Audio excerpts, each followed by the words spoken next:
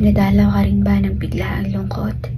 Yung tipong abala ka sa paggawa ng isang bagay, sa pagsusulat man, pag-aayos ng gamit, o kahit habang nanonood, bigla mong mararamdaman yung bigat.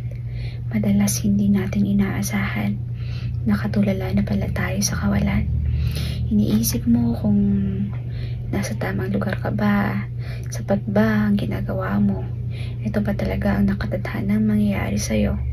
Pinabalikan ka ng mga pagkakataong nasayang, ng mga tsansang hindi mo sinubukan, mga desisyong pinili mo sa nakaraan.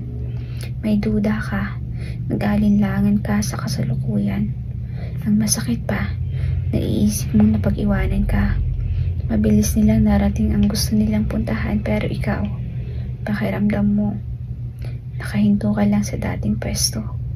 Hindi umuusad, walang pagbabago. Minsan, dinadalaw ako ng biglaang lungkot.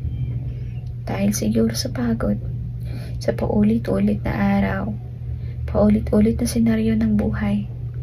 Pero naisip ko, lahat naman ng tao may kanya-kanyang dinadala.